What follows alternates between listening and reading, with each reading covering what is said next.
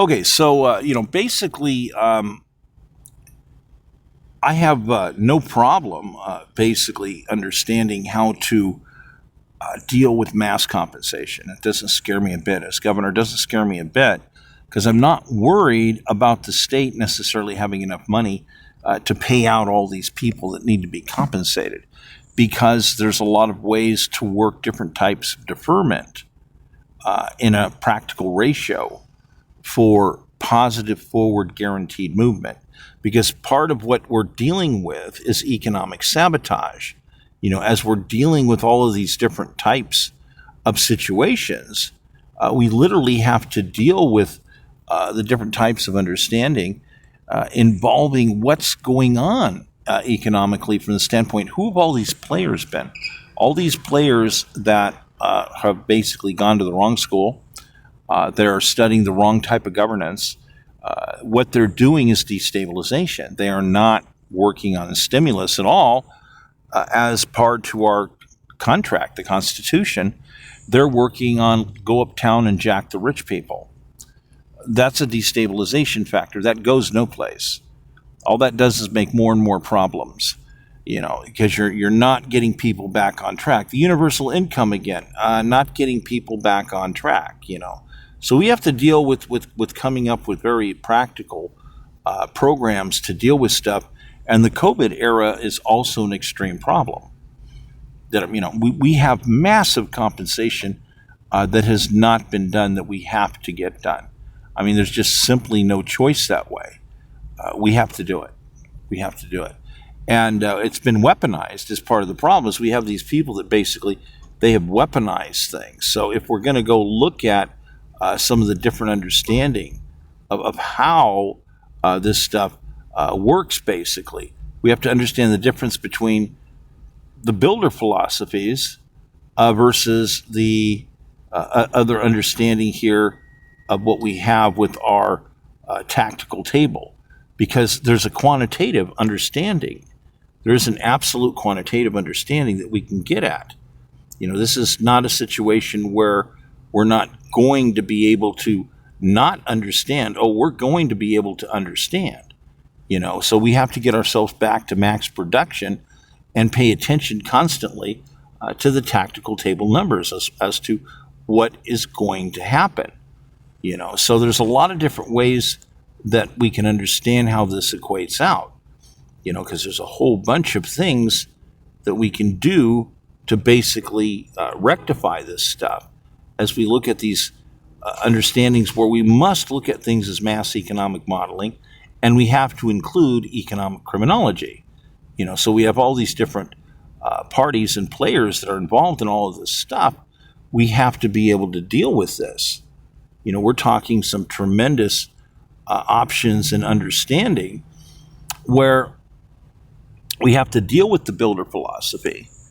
And there's a lot of ways to do this. We can teach our kids. I mean, we have to put this in schools, by the way. We have to teach our kids proper colonial constitutional capitalism, and stay cohesive to the Constitution of the United States, as other than these other people that basically are bringing in attacker occupational governance concepts that basically are going to destroy our economy. They're forms of mass economic sabotage. They're actually actionable.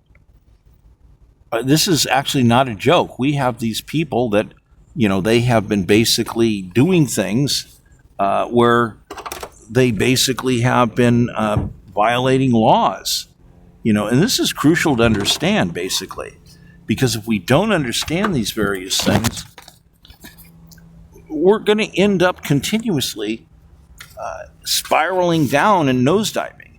Nobody right now wants to deal with the original colonial constitutional understanding of baseline government and how we have a contract not to allow mass economic sabotage policies to occur. It's actionable. It was considered treason, actually. So mass economic sabotage is something that is not a game. This is not a joke. When you have people that are saying they don't want to deal with an opportunity matrix, but instead they just keep doing more, and it's beyond tax and spend. We're talking about diabolical mechanisms. They're designing things to attack and to delay people from being able to make money. They want to undermine people's financial future. They want to stop the building from occurring. Now, they'll lie about this constantly because they actually rely upon creativity. When you have people stepping up in California trying to take credit for a wonderful economy, the reality is they have nothing to do with the wonderful economy. People came to California many years ago to basically participate in doing a deal somehow. And then we had World War II come into play, and we supercharged the economy. It was supercharged. And we've been coasting on that ever since. And the reality is we're not coasting downhill. We're on a collision course, and, we travel every so often going down the slide. Mass carnage is equating. People are losing their homes, their businesses, their lives. It's massive. And so we have these people falsely trying to step up and take credit and say, look at all these wonderful economic things happening. But these people have nothing to do with creating the hard assets. They have nothing to do with the stimulus. All they're doing is fighting it and destroying it. They're attacking it. They're constantly attacking the situation and not building the economy. They're attacking the economy. And then they want to take credit for good management. Well, there's a lot of prerequisites that have been getting ignored for too many years. And that is to say that the entire idea behind the contest for government is you're supposed to be promoting the general financial welfare and the continuous opportunities of events in fair ways. You're supposed to create a renaissance, a smorgasbord, fairgrounds after fairgrounds type of environments with business opportunities. And that's not what these people are doing. They're attacking things. They're destroying because they keep wanting to suck off of it, And it's beyond just saying tax and spend. There's a lot of different labels for what they're actually doing, but all of it is basically negative versus positive. We have a builder philosophy versus a destroyer philosophy. It simplifies just that way. So people want to constantly make these huge mechanisms on anything that they do, but they want to make negative mechanisms instead of making positive mechanisms. So this is a problem. So with the now with tactical table physics coming into play at a completely different level because mass compute is available, we can now do incredible things, literally incredible things. So we can see people who are involving themselves in mass economic sabotage. People are actually committing, crimes of an economic nature, and we can press charges against them because we have the original colonial constitutional philosophies still in existence for the understanding of, no, these certain things these people are trying to do are not constitutional. They violate the Constitution. So we have the chance to go back. We can go back to the greatness of how to make ourselves great again, literally, using this advanced mathematical opportunity. So AI is something we have to fix. How do you fix AI? It's pretty simple. AI is going to have to encompass the tactical table understanding, and it has to understand also mass economic modeling. And this means that we're going to be, this is part of what I was building over decades. So when my fleets come under attack, when my archives come under attack, these people are violating national security. They're attacking and destroying advanced economic criminology understanding, as well as advanced builder philosophies, as well as, once again, apprehending parties that are involving themselves in sabotage because, again, it's actionable. So the restore, I've laid out some of the restores. It's huge numbers. I mean, I immediately would have basically brought California into a $3.5 trillion extra upward positive forward builder philosophy system. Just the commemorative coins alone that I've been committed to. And this goes, go back in all of my campaigns. You can go back and find the commemorative coin layout where I talk about it. So it's, basically the COVID comes, Gavin cheats with all these other people, and my entire fleet gets destroyed, and I'm knocked out of the race from the standpoint of I'm being blacklisted. These people are bold as heck. They're straight out having departments utilizing cyber attacks, algorithmic isolation. That's a form of cyber attack.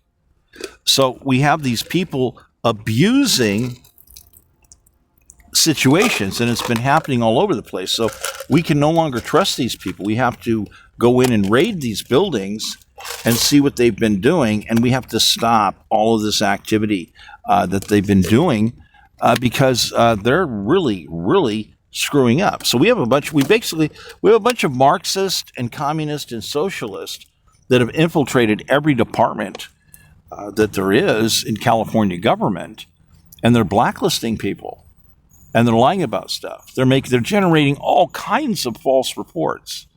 They're generating false reports saying, oh, these people are enemies of the state, and oh, these people are unstable and they can't be allowed to have guns. I'm not kidding. It's just this massive list, and some of it for them, in other words, they want to disqualify you from being able to vote because they just want to walk up and say, oh, we've changed the law. It's been decided. Oh, you're in violation of the law. You just happen to own a firearm. It's like our family's doing the same thing we've always done since the beginning of the country. Well, we've decided that's a felony now, so you're a felon and you can't vote. This is no joke. So we have people who have been purposely driven out of the state in violation of the Constitution of the United States. And, once again, this is very actionable. The mathematical formulas to determine the logic of what these people are doing is not that complicated overall compared to where mathematics used to be. And now it's all going to be done on mass high-speed scales. So, these people are scared to death of me. They knew what I was doing. I'm getting ready to activate a mammoth system that is going to reveal these people as criminals violating the Constitution of the United States, attacking and destroying people's lives, and equating and just coming out with all the evidence. And so, yeah, here's the whole thing. You people knew this was going to happen. You deliberately designed it. Here's the victims right here. So we have actionable territory in California where parties are involved in mass economic sabotage. They're not involved in mass growth building. They're involved in mass economic attacks. It's just that simple. To dumb it down for you, it is just that simple. So the ways to deal with this is to immediately begin the processes to gather the evidence and put these people all in prison. Some of us have seen some of the evidence of the fraud investigations, how those things move forward. But it's far more than that. Just when you think, it's way, way, way, way, way worse than what you've been thinking. And I'm the kind of guy, I understand how to prove it. That's why I was the perfect choice for governor in the last several gubernatorial elections, because I would come in and do things that other people couldn't even conceive. According to the mainframe computer, the largest computers in the world basically agree that my physics for economics is basically the best in the world, the best in the history of the world, which means as a tactical economic player, I'm the big genius on the board. I get more bang for the buck out of than anybody else. I'm the number, it's weird, by the numbers, nobody can beat me. Nobody can beat me as basically I'm going to do comparisons get with the mainframe and say, okay, who's economic policies, who's this. Nobody can beat me on the tactical table. They can't. Is that in the news? No, that's not in the news. Why is that not in the news? I don't know. Why is the state of California doing algorithmic isolation on people? Why are they electronically kidnapping people? They're participants in this.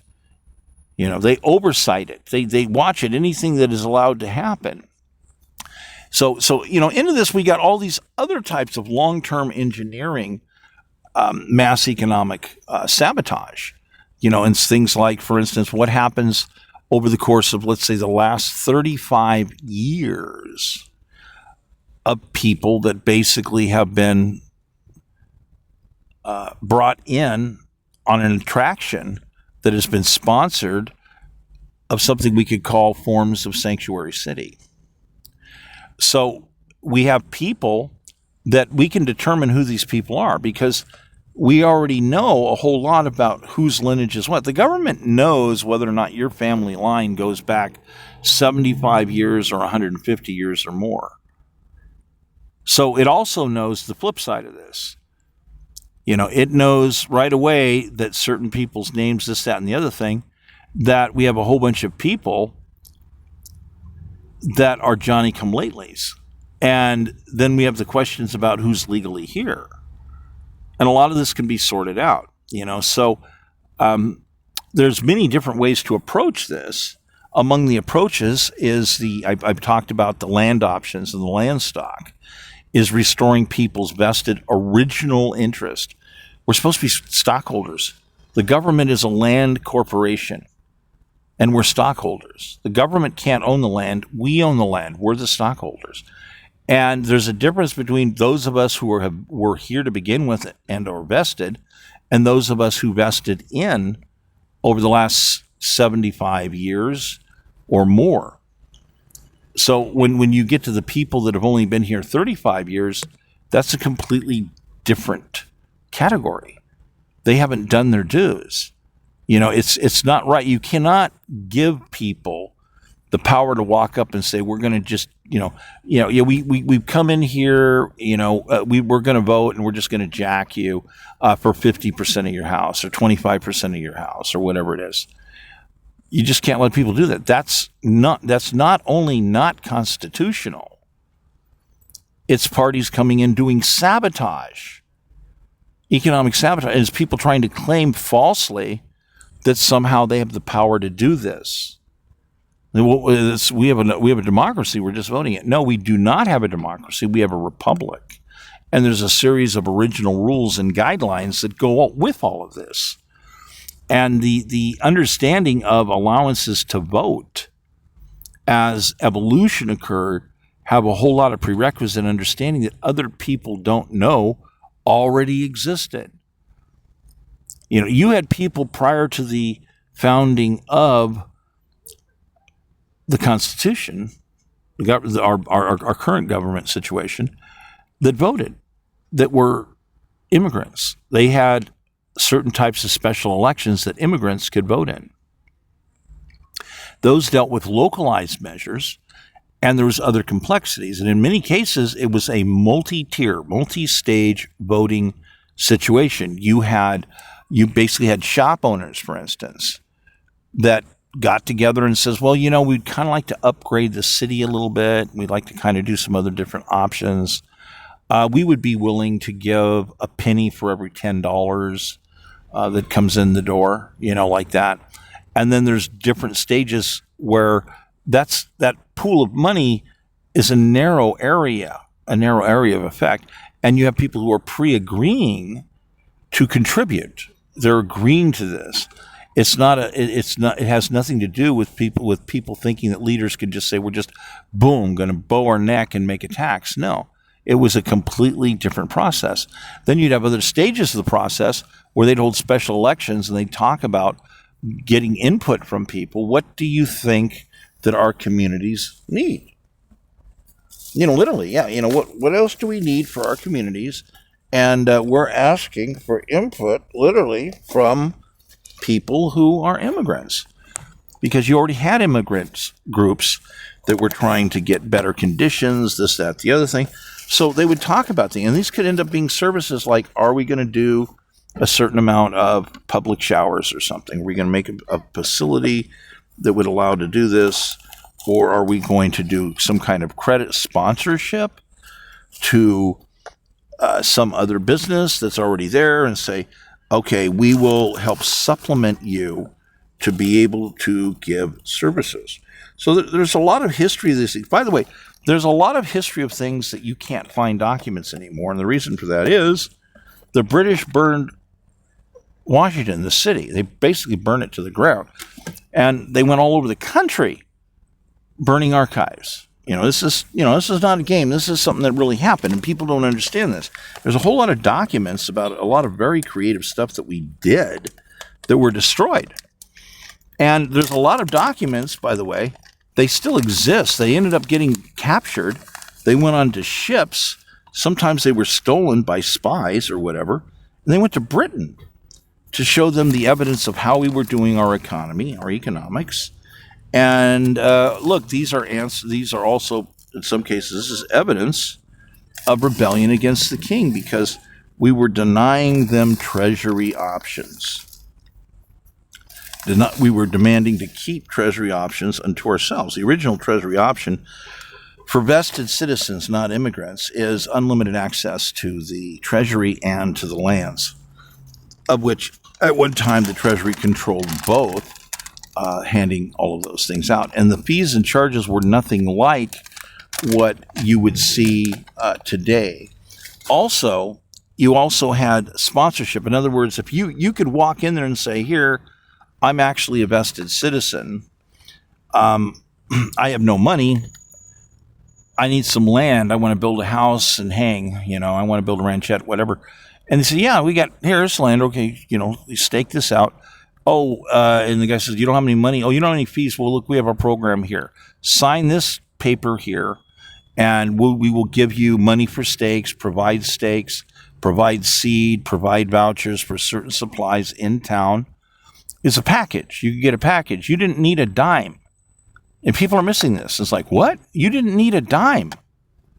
All you needed to be is respected as a vested citizen. In some places, they were like, okay, we want you to go to the stewards meetings, and they have a sheet, and we want them to help validate you. So you would go there, they would interview you, and decide whether to help vet you in, basically. And this is really important, And so you had all different kinds of sponsorship for vetting people in.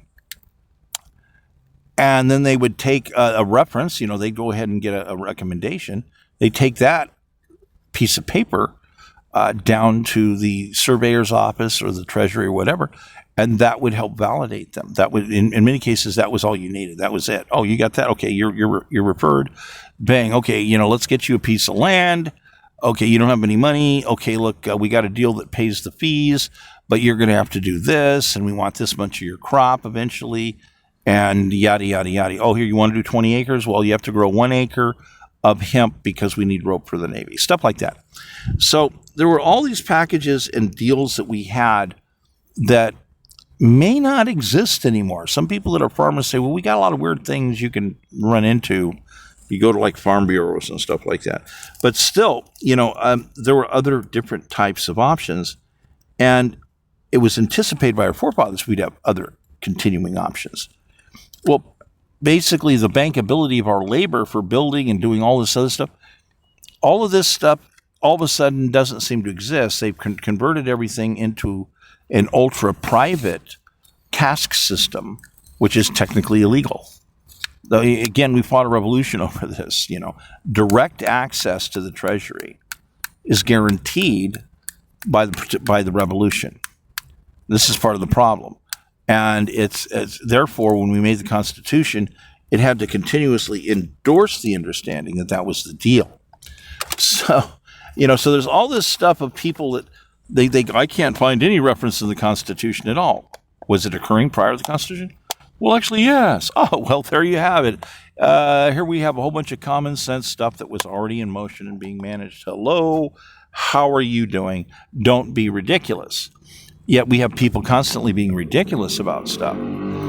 So there's all kinds of citizen powers that these people want to say don't exist, and these people do not understand how to do stimulus. They are communists, Marxists, and socialists, and they have no right. It's illegal. Under the Constitution, it's illegal for them to run for office. And people are like, what? Where does it say that communism is illegal and that Marxism is illegal? Well, first of all, those systems weren't invented yet when we founded it, and they all fall under the criteria as being anti-growth. They fall under the definition of types of physics of governance physics that diabolically oppose colonial constitutional capitalism. They're destroyer physics, destabilization physics. They are illegal. But you don't have people that are in the courts properly reviewing the Constitution and dealing with these type of matters. And we have too many items that the government is not working with properly, that basically is forcing private people to go to court and sue over this. And this is part of the problem. So we also need to build more steward organizations, more vested organizations, and we need to have the tiered voting, because people that have lineage that go back 150 years, there's all kinds of ways they paid into the country, wars, death, that kind of stuff, they're vested, and so there's all these other ways to understand there's special privileges. And among all these is the understanding we need to finally adhere to, which is quasi-stock, or the perma-stock, basically.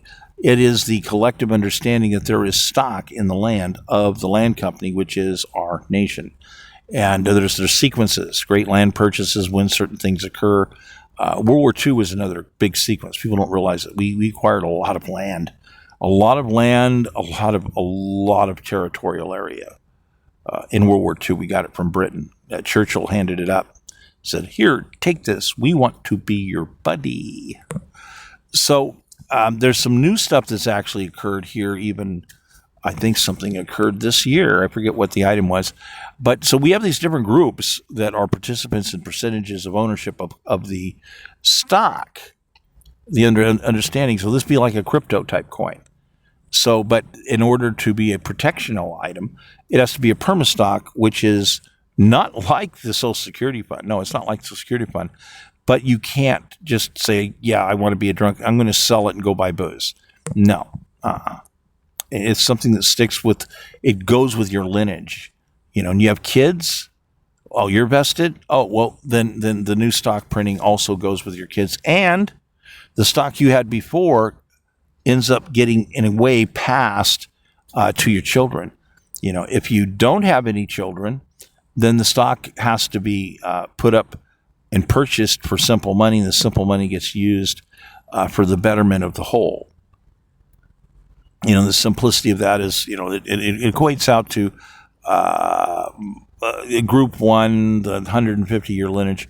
It equates out to basically a sale factor of $4 billion per, I think it's a week, actually. It might be month. When I did this, I think it was actually a week, but we'll call it a month. And then that $4 billion for the first month, people died. The government cannot have their assets.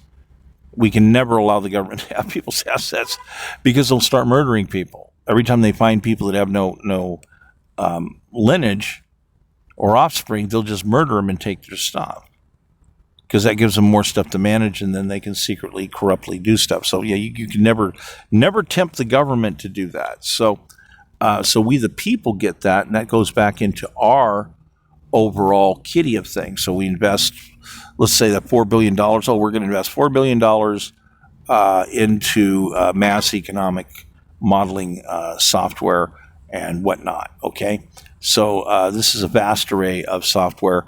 And when it's done in a year, it's commissioned. We all own it. We all collectively own it. So we copy and paste it to us. 175 million of us copy and paste it. We now have control of what?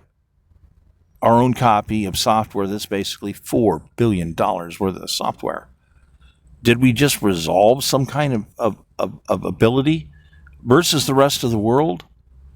See, now all of a sudden it's like, yeah, you don't need to necessarily buy software. You own it. You own almost any kind of software you can imagine. Welcome to super powerful AI systems, the way they're supposed to work. So yeah, your stock being worth $80 million, but you now just got a hold of $4 billion worth of stock, $4 billion worth of software to use as a copy and paste. Yeah, this is one of those fantastic miracles of utilizing digital knowledge and digital capabilities, digital powers. So the rest of the world is like, whoa, they'd be going behind us, because they would not have a mechanism to have all that software. Plus, we can decide to sell some of the software at whatever the rates are. So there's an income there. That's just the first month. It's the first month. So my design system is the most powerful economic transfer system and wealth builder in the history of the world. Nobody's come up with anything anywhere near it. And it's all about colonial constitutional capital. It's about what originally belongs to us by contract. It's very simple. Government servants are employees. We're the bosses. We're the owners. Government servants are temporary positions. Term limits, so forth, they're temporary positions. They're temporarily being honorable servants of the people. Okay. So, yeah, the government can't actually own land. They help facilitate the handing out of land. There's the obvious things for certain key needs. Defense. Obviously, we have to provide certain land for defense purposes. Okay, there's no question there. There's no debate. It's just, yes, that's an is. It has to happen. It's a done deal. So as we go on, these other people want to do these really weird socialist things. There's a bunch of people that are Johnny-come-lately. They do not have the right to claim to vote on assets because the assets were particular deals that were decided in the past, and these newcomers just can't come up and say, well, we've decided to make a brand new contract. We're going uptown and jacking the rich folks. No, you can't do that. That's criminal intent. And again, we got a bunch of people that they're just not getting it. They think that once they become, oh, well, I'm a citizen now, I can vote, I can help decide any issue. No, you can't. You can't walk up to people and say, we're stealing 50% of everything you own because we need money for booze. You can't do that. You had nothing to do with the long-term development of these equations. So, do you have a right to vote on something? Yes, something. But this is where we need to grab a hold of things again and understand where certain tiered voting's at. You don't say, and the guy says, hablo me now, little English, and I finally become citizen. Okay, great. I want to vote to tell brain surgeons how to use their knife. I think, yes, good. How much school you have? Oh, I almost make it 6th grade. Yeah, but I want to tell a surgeon how to use knife now. No! Come on, people. There is no possible way to equate an understanding of why somebody would be able to exert certain types of powers. This is so deep into common sense, it's a no-brainer. And we have these people running around going, oh, no, you have a vote, you can do anything. No, you can't. You have previous contracts that have already been signed deals about certain things, So, the new Johnny-come-latelys, the people becoming citizens, let's say in the last 5 years, the only consideration for land stock issuance for them would be among the new lands that we just acquired. But those are also being split amongst the previous groups. So, yeah, there would be this tiny, another new group made and this tiny little bit of understanding based upon land acquisition. But that's the way it goes. You just can't allow people to say, oh, I'm finally a citizen. Oh, I own part of your property now. Oh, I want to jack you. I need more money for booze. That's not the way it works. That's felony intent. And so we have all these actionable areas that go far beyond that, and we have to deal with it. So those of us who are among the vested citizens, it's like, yeah, I mean, I have no problem joining in, making new groups, etc., and being listed. Yeah, my name. Yeah, okay, my name's Mike. Yeah, I want to be listed in this group and have certain privileges and certain capabilities. And we're behind in doing that. We're behind in doing that because once we start doing that, it's a legal power pivot point. It's crucially important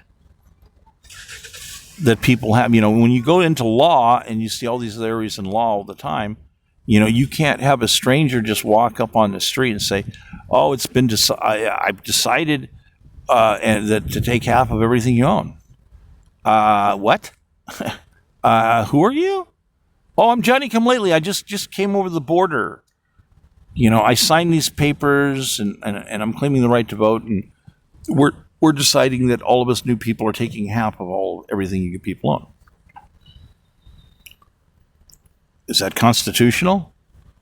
You have a bunch of communists say, well, of course it is. No, it's not. You can't do that. So it's another comparison. Let's go over it slowly. You got a bunch of people come in the country and say, well, there's more of us. We're going to vote. They say we can go ahead and vote. So we're going to vote to just flat out take 50% of all the assets of everybody else and give it to ourselves. And maybe next year we'll take another 50%. And the year after that, well, maybe we'll take another 50% because we're voting. We're deciding. We're bowing our neck and we're deciding so that in 10 years, we will absorb 95% of all these other people's wealth unto ourselves.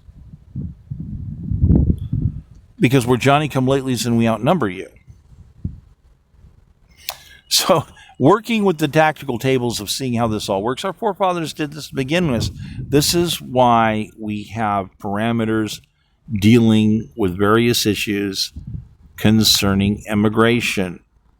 It's a tactical table understanding.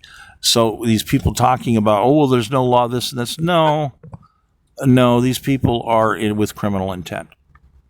These people protesting, some of them should lose their voter rights. So yeah, catch and release, take your fingerprints. Okay, by the way, go to court. The judge will give you the bad news. You can't vote for 4 or 10 years, whatever it is. And then something's even worse. Oh, you have to take a course. Yeah, you have to take this computer course, and we're going to have you operate. What are you going to do? You're going to work this game so we can see whether or not you understand the difference between intentionally involving yourself in mass economic sabotage versus those who are involved in building. And then we have a definitive understanding of these people doing these tests to see whether or not they have criminal intent. Seeing all these people, oh no, you can't make tests for voting. Well, this is a real interesting thing about this. So if you're not joined into a club, see, all of us who are vested citizens that have bloodlines, we need to immediately be recognized for our bloodlines. Why? Because it's a mark point. It helps people understand how long we've been here. It's seniority. Does seniority mean anything? Oh, no, everybody's the same.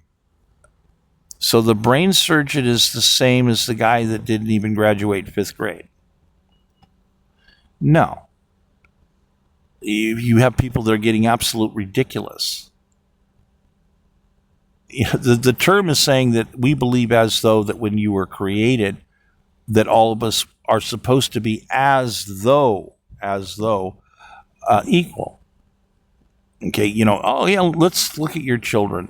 Hey, some of your children are Special Olympics members. Explain to me how they're equal. Could you do that for me? Look here, we got this. This child was born equal. They have no hands and no legs. Explain to me how this child is equal. The ridiculousness of what these people keep doing does not mathematically quantify out.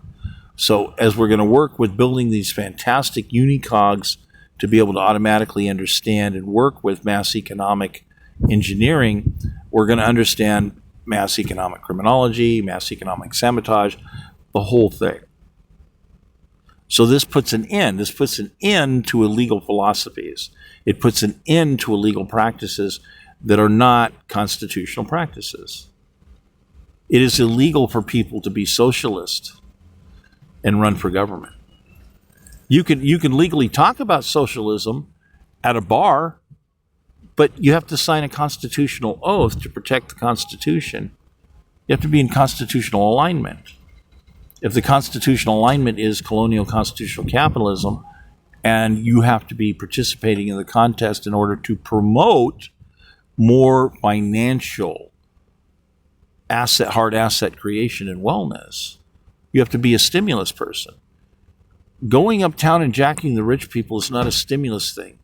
That's criminal intent. Because people are like, we just need more money for booze. Do you understand? Yeah, some of us want to buy some dope. Yeah, we want to get some booze. So it's not about, look, we have a famine, we temporarily need to do something. No, that's not what's going on. Okay. But in some ways we could say, yeah, look around, look how many homeless people we got out there. There is something going on.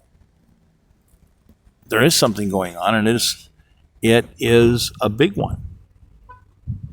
Yeah, we got problems, we need to deal with it.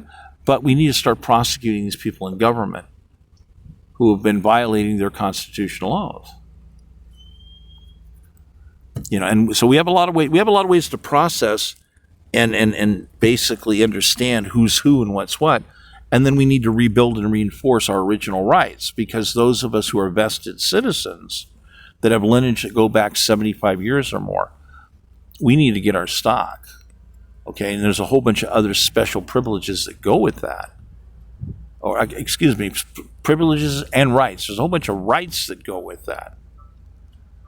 Because we have these other people that want to keep creating mechanisms and allowing mechanisms to discriminate and blacklist people. No, you can't blacklist vested citizens. So we have to start, all this mass economic sabotage, we have to begin the process of prosecutions. It's all quantifiable. Beyond the shadow of doubt, it's all quantifiable. It's all math. There's no escape. So we have these people that are trying to, their answer is, we've been decided you're not allowed to do any investigations. No investigations. No, you can't show anybody evidence. No, we're going to charge you with a crime. We're going to prosecute you. You've got to be kidding me.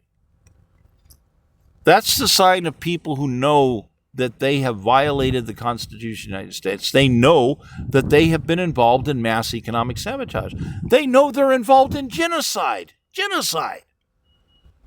So they're desperately setting up. These are the moves of dictatorship.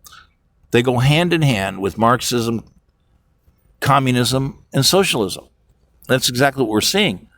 These people are all going to prison. Don't sit there and cater to them and say, oh, yeah, well, it's our opinion and our vote. No, it's not. You're not entitled to vote in those directions, period. It violates the Constitution. So we need to finish up putting our foot down and engage the tactical table properly and make a permanent end, permanently going to end socialism, communism, Marxism. It comes to a permanent mathematical end. That's the quantification. This is why so many of these people are like, it's going to kill all of us. It's going to make us go extinct. Technically, mathematically, you're looking at numbers that explain something. Can your head wrap around the truth of what this all actually means? It means that you people have criminal mindsets and you're going to go to prison. It's a cease and desist. Well, they're still using their, you're going to hide and still use your vote as a communist? No. We're going to catch you. We're going to remove any type of voter privileges from you.